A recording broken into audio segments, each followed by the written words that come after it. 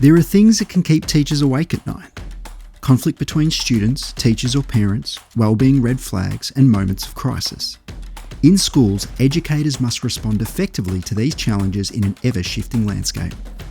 In this series, teachers, school leaders and wellbeing practitioners take on curveball scenarios from everyday school life, and in the process, highlight positive approaches to wellbeing.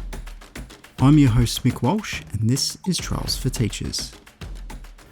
Hello, today I am again joined by Ben Shields. He's a primary school principal within the Ballarat Catholic Diocese and he has extensive experience in Catholic Ed for over 18 years. How are you going today, Ben? Fantastic, thanks Mick. How are you? Good. Are you ready? Definitely. Please note that the following scenario is fictional and any similarity to events in any real school context, past or present, is purely coincidental. Staff have noticed an uptick in students arriving at school without breakfast or with very minimal lunches. These students are often lethargic by 10 a.m. and show increased irritability during learning tasks. While the school has a small emergency cupboard, the need is outstripping the current supply.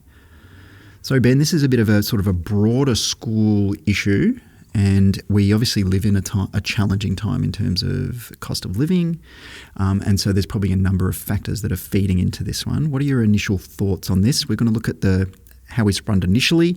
We're also going to look at some follow-up actions and then ongoing support. But first up, what are your thoughts? Initially, I'm thinking, well, we need to make sure we're caring for all the students in our environment and that they're coming to school as much as we can possibly control in a way that they're ready to learn and ready for success for their day. It sounds like there's a bit going on for some families at home. We might need to dig a little bit deeper to find out what's going on for some of those families. We never know for any students or what's happened, what's preceded their school day. Has it been a fight to get uniform on in the morning? Is there a sensory issue? It could be a sensory issue with food. Is there something that they're not wanting to eat that's been supplied at home? And that might be an indicator of why they're not ready for school with their nutrition. There's so many factors there. Yeah, I think that there are a lot of things, and as a school, we, as you've said, you don't always know what that might be. We've sort of raised that cost of living. I love that you've brought in some other elements there that may be sort of more student-focused in terms of, I think a lot of parents will have a lunch returned at the end of the day that hasn't been sort of eaten at all, and you're like, what is going on? Where's that time gone? But there might also be things like, isolated examples of, family organisation problems, or maybe families are really struggling with that morning, as you've said. Probably just worth bringing in that the South Australian government recently did some research on this, and they found that 1 in 3 students sometimes skip breakfast, and that has a significant impact on their cognitive ability or their emotional regulation and engagement throughout the day, as you've sort of said. It can students can be in a really bad spot, which then has a flow-on effect to teaching, which then has a flow-on effect to classroom management and ultimately learning. It would be interesting to see the stats on that for adults as well, because just having those incidental conversations with teachers along the way, there's so many adults that don't engage in eating breakfast. Yeah, and I mean, in terms of the jobs that we do within education, that obviously has an impact as well. Sometimes an up and go is not enough, Ben, to get you through to provide the nutrients that you need. Yeah, that 10 a.m. lethargy when the staff rooms run out of coffee is a real thing. Oh, you've got to keep those coffee rations up, don't you, That's Ben? it. You really do. That's a really good wellbeing strategy. But I suppose in this example, we're talking about this might have come from a lot of staff. It might have been something that's been observed over a little while. So we were talking briefly before this podcast about how that we might know that there are some students who are sort of more at risk perhaps, or it might be sort of 10 or 12 students that might be consistently not doing this. And you spoke about this idea of supporting those students in a more broad way. I think it's really important not to draw on specific students, because you can actually set them up as a bit of a target amongst their peers inadvertently. Like, none of us would set out to do that.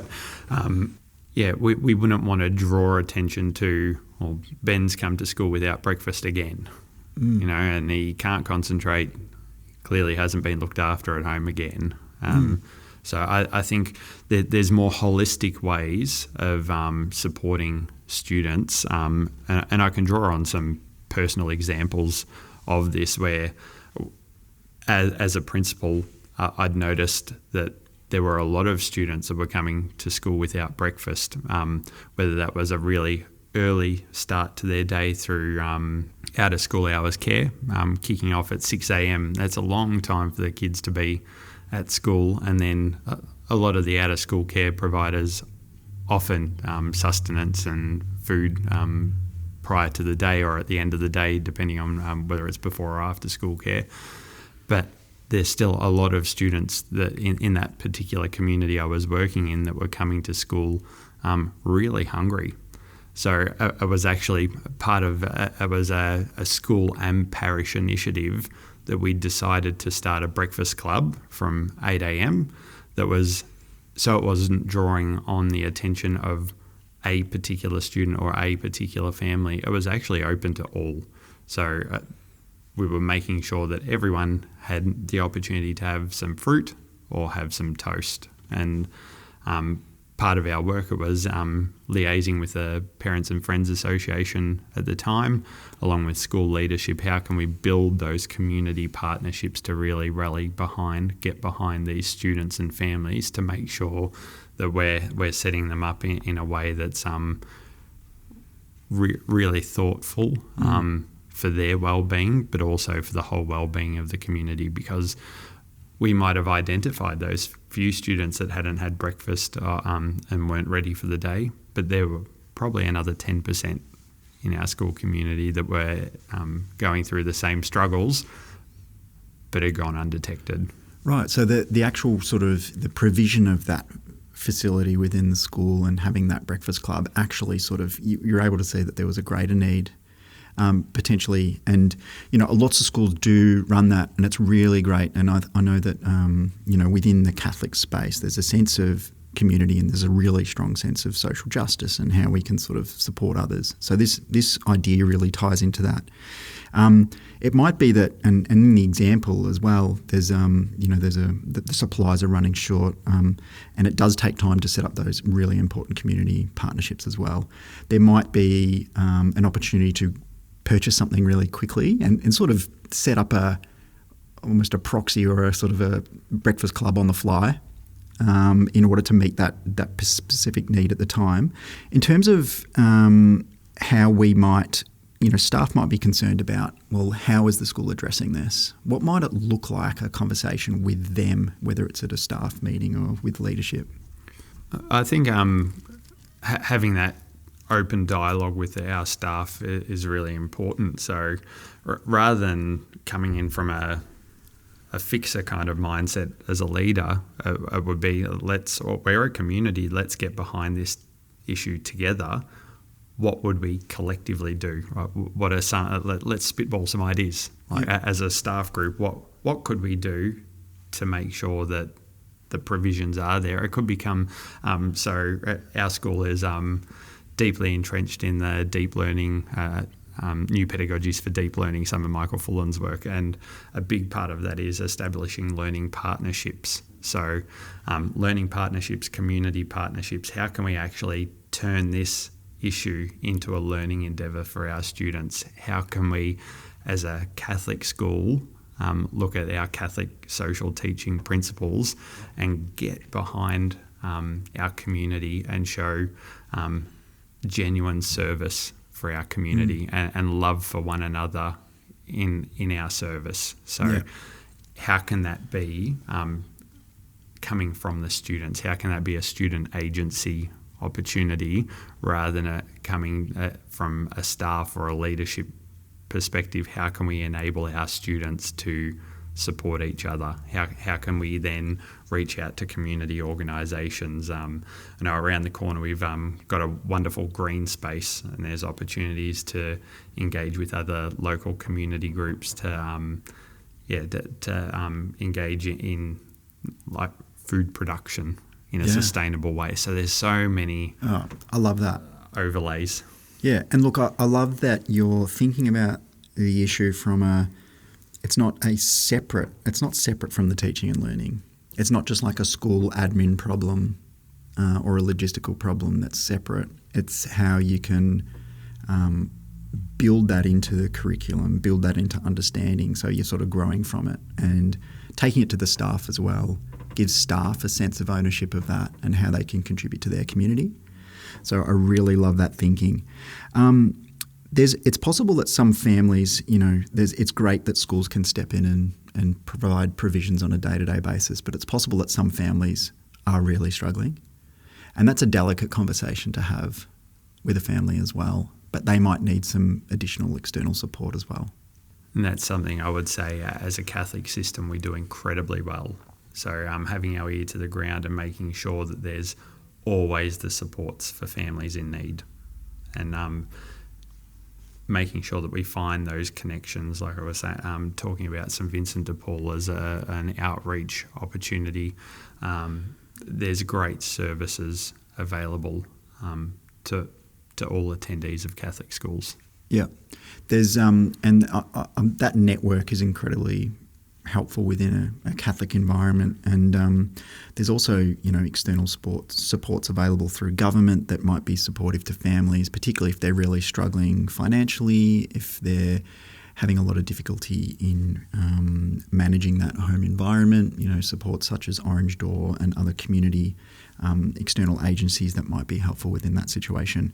And so this aspect is probably another aspect that's really important, is that if you get this right and you land that right and you're able to kind of get students in the mind frame, on the right mindset for learning, it can actually you can see some benefits from that within the classroom environment.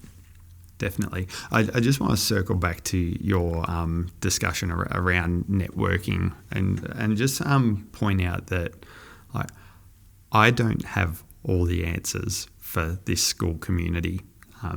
That networking is so important, and I've got so many colleagues across the network to draw on. So we're heavily connected as certainly a central zone in Ballarat. I could reach out to any of the principals around our region and say, this is what we're experiencing at the moment.